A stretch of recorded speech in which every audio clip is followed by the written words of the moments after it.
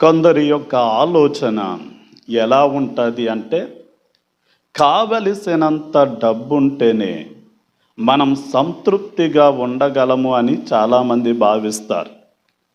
కానీ బైబిల్ ఏమని సెలవిస్తుంది అంటే, ప్రసంగి గ్రంథం 5వ అధ్యాయం 10-11 వచనాలు చూడగలిగితే, ధనవంతునికి తన ధన సమృద్ధి వలన తృప్తి కలుగదు అని వాక్యం సెలవిస్తుంది.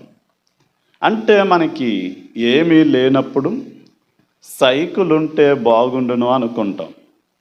సైకిల్ వచ్చిన తర్వాత మోటార్ సైకిల్ ఉంటే బాగుండు అనుకుంటాం. మోటార్ సైకిల్ వచ్చిన తర్వాత కారు ఉంటే బాగుండు అనుకుంటాం.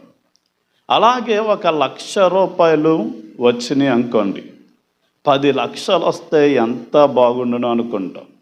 10 లక్షలు వస్తే 1,00,00,000 రూపాయలు వస్తే బాగుండు అనుకుంటాం. అంటే ఒక వ్యక్తి ధన సమృద్ధి చేత తృప్తిగా ఉండడం అసాధ్యమైన విషయం. ఎంత వచ్చినా మానవ జీవితం తృప్తి పొందదు అని తెలుసుకోవాలి.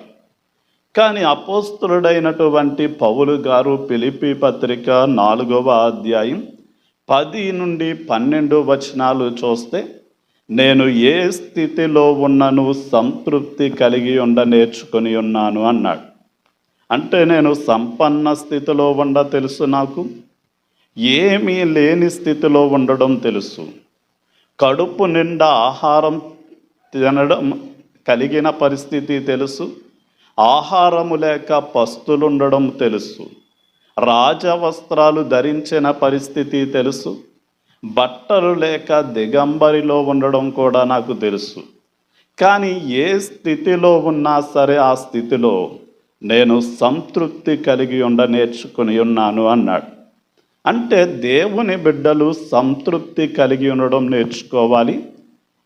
కేవలం దేవుడు అన్న వస్త్రాలు ఇస్తే చాలు, నేను దేవుని కోసం బ్రతకాలి అని సంతృప్తి కలిగి ఉండడం నేర్చుకోవాలి.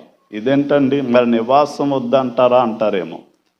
మన పూర్వీకులను ఆలోచన చేస్తే, వారికి అన్నం వస్త్రం ఉంటే చెట్ల కింద, కొండ గుహలలోను, అలాగే చిన్న డేరాలలో సహితం వారి జీవితాన్ని గడుపుకున్నారు.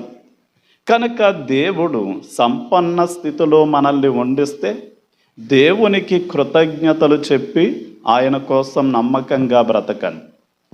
ఏమీ లేకుండా లాజరు లాంటి స్థితిని మనకిస్తే, ఆ స్థితిలో కూడా దేవుడు ఇచ్చే అనుదిన ఆహారాన్ని బట్టి, వస్త్రాన్ని బట్టి ప్రభువుకి కృతజ్ఞతాస్తుతులు చెల్లించి దేవుని కోసం బ్రతకాలని చెప్తూ నా మాటల్ని ముగిస్తున్నాను.